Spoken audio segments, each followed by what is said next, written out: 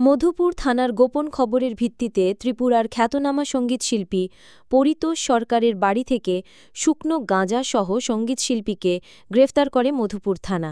ঘটনার বিবরণে জানা যায়, গোপন খবরের ভিত্তিতে মধুপুর থানার অফিসার ও টিএসআর বাহিনীকে সঙ্গে নিয়ে মধুপুর থানা ওসির দেবজিৎ চ্যাটার্জি মধুপুর থানাধীন কোনাবন সীতাখোলা এলাকায় সঙ্গীতশিল্পী পরিতোষ সরকারের বাড়ি থেকে ১৭৪ কেজি গাঁজাসহ পরিতোষ সরকারকে গ্রেফতার করে।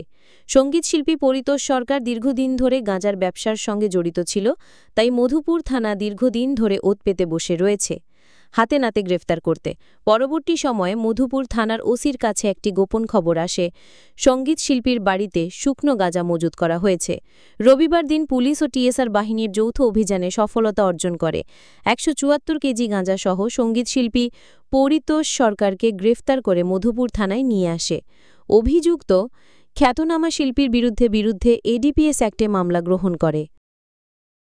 আজকে সকালে একটি গোপন সংবাদের ভিত্তিতে মধুপুর থানা অফিসার স্টাফ টিএসআর জওয়ান বা আমাদের সিস্টার এজেন্সি মিলে একটি যৌথ অভিযান চালানো হয় একটি বাড়িতে।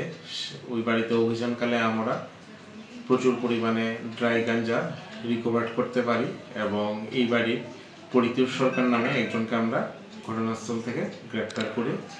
তো এখন একটি স্পেসিফিক কেস হচ্ছে এবং তাকে কোর্টে ফরওয়ার্ড করা হবে।